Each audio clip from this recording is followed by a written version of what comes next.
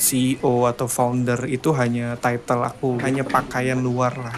Lebih jauh dari itu aku mengenal diriku, ya aku hanyalah seorang hamba yang insya Allah terlahir untuk beribadah, berkontribusi. Kuliah saya kan IT, sistem informasi itu IT dan bisnis gitu. Di situ ada fokus jurusan yang memang saya itu minatnya startup. Nah, tadinya saya pengen banget itu bikin startup itu tentang musik, karena saya seneng banget main musik untuk coping stress saya. Ketika saya coba validasi, itu ternyata nggak valid. Idenya itu tidak dibutuhkan. Akhirnya tidak jadilah bikin startup tentang musik, meskipun passionnya di musik gitu. Saya ini orangnya juga super iseng gitu ya. Saya pernah bikin line itu pacar virtual. Itu saya memanage juga akun yang namanya Ibu Nia. Ibu Nia ini akun seperti akun meme atau meme.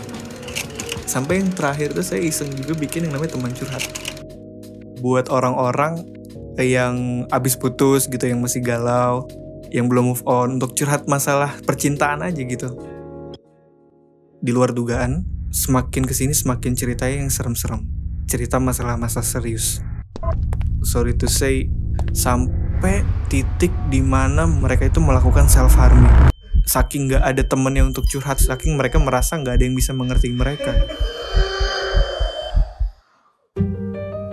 Suatu ketika, saya lagi mentoring, tiba-tiba memasuki pembicaraan mengarah ke bunuh diri.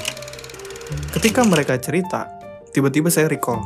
Saya inget, bunuh diri ini, saya punya nih akun yang mereka itu datang curhat ke saya, pengen mati aja bawaannya. Apa jangan-jangan teman curhat ini yang bisa berpotensi mengatasi masalah? Akhirnya saya sadar bahwa ini ternyata startup yang mau saya bangun. Oh, ini ternyata yang lebih bisa worth untuk menyelesaikan masalah-masalah. Waktu itu belum ada aplikasinya karena kita masih berjalan sendiri. Sampai suatu ketika ada arena untuk pitching, dan alhamdulillah saya menang, saya dapat investor. Jadi startup, kita bikin websitenya, kita bikin logonya. Sampai di titik itulah, gue gak bisa jalanin main-main nih. Bikin aja gitu, kayak keisengan dua saya sebelumnya, pacar virtual sama Ibu Nia itu kan. Gak boleh egois lah, kayak berkuda. Berkuda itu kan meaningnya tentang leadership kan. Seperti kita mengendalikan diri sendiri. Kalau kita nggak punya pengendalian diri, nanti emosi kita yang ibaratnya itu kuda, itu bisa membawa kita ke jurang-jurang yang kita tidak inginkan. Yang olahraga lain itu juga sebenarnya saya pilih bukan karena keren juga, tapi lebih ke arah meaningnya gitu.